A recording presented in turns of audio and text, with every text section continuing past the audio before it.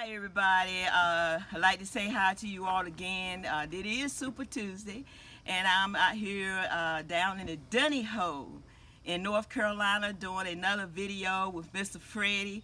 Want to come back here before I go back home with one of you all that have a chance. Mr. Freddie is well liked with the viewers on the social media, and I want to come back here and interview him again.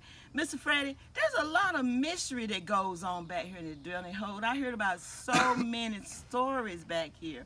And you know, we was raised as children, and there were a lot of mystery back here that wasn't explained. Can you tell me one of your favorite ghost stories back here? Well, there was a lady that's supposed to be haunting this road down here. Happened years and years ago. One of the houses that was down here on this road at the time.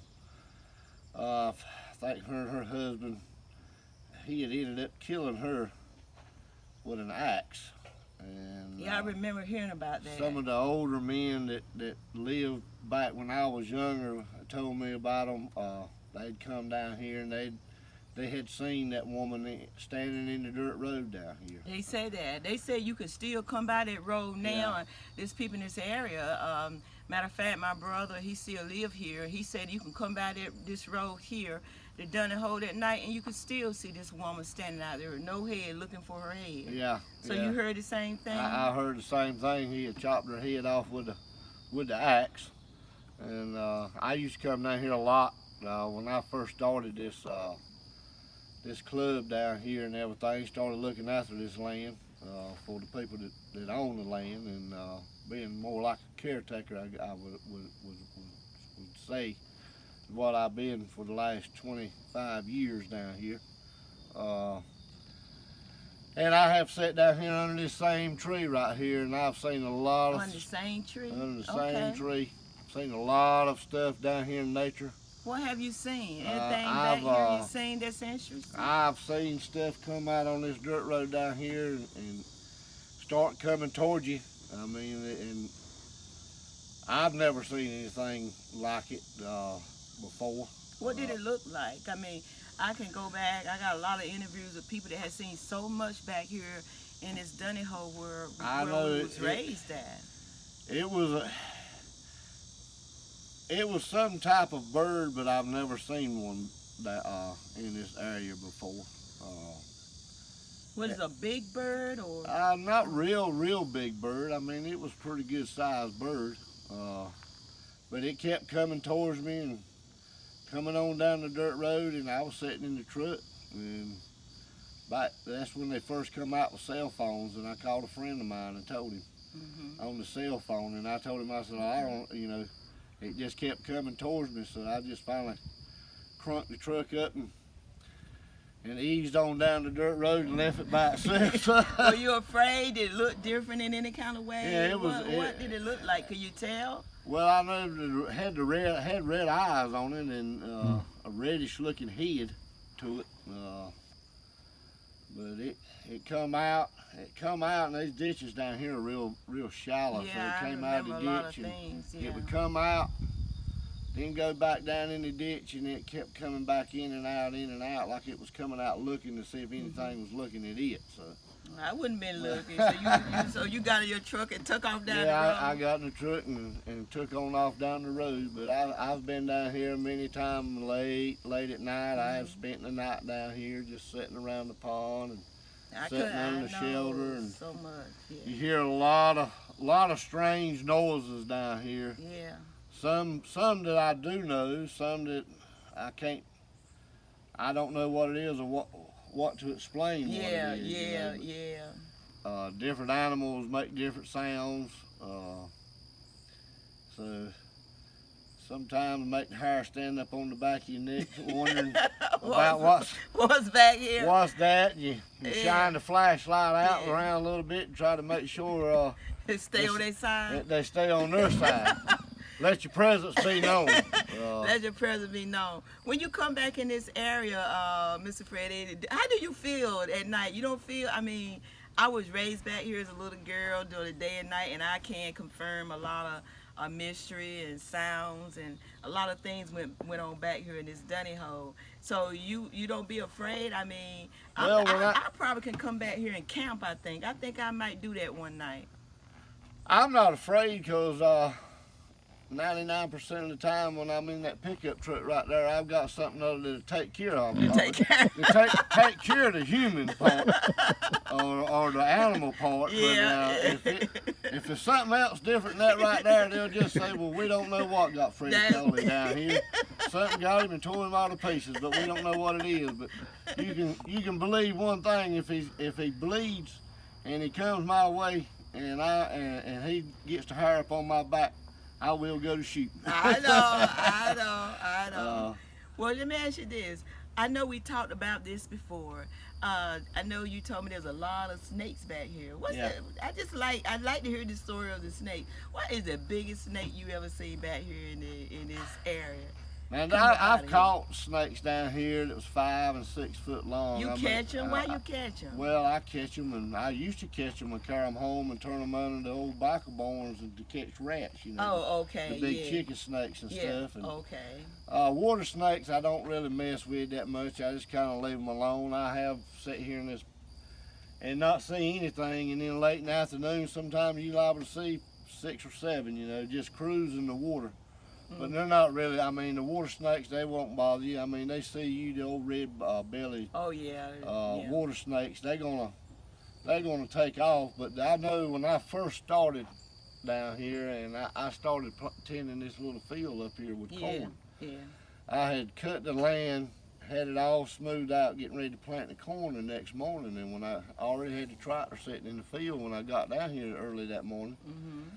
I started filling up the hoppers and everything, getting everything ready, and I noticed something had come out of the pond. And my first thoughts was a turtle. Because that sand is so light, you know, anything that goes across it will make an indention in the ground. But I got to looking at this track that was coming across there, and it wasn't a turtle. Because most time a turtle, when they come across, you know, he's just going to make a straight line. But this was an actual snake that had come out of this pond right here. I never saw it, but I tracked him a couple 100 yards across this field out here, and then he went down across the dirt road and went down in the woods. But this snake was leaving a track, a slide mark, 6 or 7 inches wide. That's how wide his belly was. So that was a big snake. That whatever. I know there's people that has bought anacondas and boa constrictors and stuff like that, and then they get loose and get out, and that's what I'm thinking had happened down here. I only saw that one time down here, but yeah, cause Aunt May was telling me, and a lot of people said that the snakes back here grow so big, so wide. I have one uncle that's living now, and Aunt May said that he used to jump on the back of the snake and stab him in the head.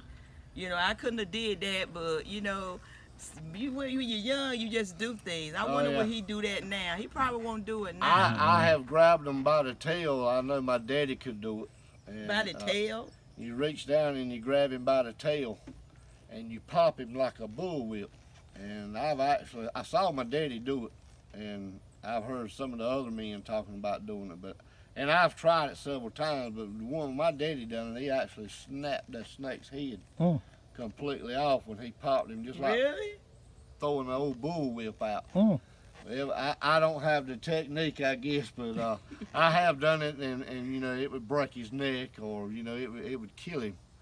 But you know, a snake will lay there for quite some time. Yeah. And his body, his muscles in his body, his nerves, he still moves. And a lot of people say, well, I chopped his head off and he was still alive. But, that's you know, what it's just actually the muscles and the nerves in his body just keeping him moving. But I've seen a lot of stuff down here over the years. I mean, I used to, stay out down here just about every day. Will you say that you really, it's like I kept coming back. It's like a part of me just keep coming back to this Dunhoe Do you think that's one of the raise like we were raised as children? It's just something that draws you back here. Yeah, it's just You just got to keep coming back. I Yeah. don't know why, but we It's- come back. it's just like, going on the creek, going on the rivers and stuff like that. There, it's just Yeah. something you enjoy, and Yeah. it's so quiet and So peaceful peaceful down here. back here. And nobody really bothers you. I know. And I went through a lot getting this place down here to start with. Yeah. I got threatened. My life got threatened and everything else. Why? Why your life get threatened? Well, because people, they came down here. This was kind of like a little outlaw place down here. Everybody, they came down here and they drank and they hoot and they hollered, and a lot went on illegally down here years ago. And when I took it over and stopped all that. So they threaten you? Yeah, I've had people to threaten me and send messages threatening me. And, That's not but good. you know, Yeah. I had a man tell me one time, about shooting somebody. I said, well, I can tell you this. I said, you better aim good. Yeah, I I didn't said, know that because if you part. shoot and miss, yeah. I can shoot. Yeah. I said, and I will be Yeah. shooting back. Yeah. So. But a lot of it, most of it, was just people running their mouth, trying to intimidate you. A lot of people in life try to intimidate other people and scare them. But once they find out they can't intimidate you and scare you, Yes. and you still go on That's right. with your beliefs, Yeah. whatever it is, Yeah. Yeah. then people will leave you alone. They just go Yeah. on. They say, well, it ain't worth it, They Yeah. just go on. They get tired. Yeah. But I didn't ever get tired of looking out at this place and enjoying this place. Yeah, So that's why I stuck with it. So. Yeah, it's really nice. It's interesting to me that you said that, because when I was a little girl, my aunt and I can remember, but they said it was one way in, one way out, and you either come out shooting, come out in the box, or you swim your way out. Cause we had some of the other family members in here, so they had it like an outlaw place. So maybe these were ancestors or something. So it's good that they don't own it. Is there anything, now Mr. Fred, I don't want to take up a lot of your time, but I just enjoy talking to you and the viewers that we get out there. I mean, you out there on Twitter, you LinkedIn, you just out there all over the world. And there's just so many people that's tweeting and connecting to media. And we're going to make this movie. The movie is up and coming, and I have been copyrighted, and I have a book, but instead of the book about my life story, I kind of turned the book into a movie, because a lot of people say, well, do your movie. And I am so excited. But as you sat back here today and remember when you was a little kid raised in this area, it's like you have protected this area. And you should, I'm really proud that you didn't let anybody intimidate you. They don't know what you keep in your truck, so but you didn't let anybody intimidate you to get you to come out of here. Is there anything that you want to tell the world about getting along with someone, each other? Well, everybody knows that this world is, there's just so much hate going on in this world right here now. And, a lot of people, if you don't believe in what they believe in, then they just want to promote hate and try to turn you. Yeah. But I've always been in my beliefs in life. If you treat a man the way you want to be treated, and it doesn't matter what a man's color is. That's right. Right. White, black, that's right. Yellow, whatever. If a man gets up and he provides for his family, I don't care what color he is. He's just as good a man on this earth as I am. I don't try to hold myself to a standard that I'm better.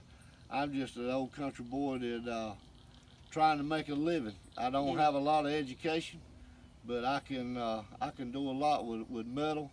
And God gave me that gift to do things with my hands and be able to have the vision to look at something other and take something, a piece of junk, and turn it into something. That's amazing. That people like. I can take a piece of old rusty steel and heat it up and bend it around and get it back straightened out, or I can make stuff for people's houses, and I do a little bit. I just love what I do, and God gave me that gift. And I'm not the best in the world, and never claim to be, but I do a lot of stuff, and I enjoy this, and that's what a lot of people in this world I just don't understand, because me and you might not agree on things, but that don't mean me and you can't get along. That's right, Mr. Freddie. That's right. You know, when That's we right. grew up, and it's, you know, now it's the black thing. We grew up in that same area. You sure did. But we sat there and we worked in the field We together. did it all together. We drank out the same water kegs. That's right. Sure did.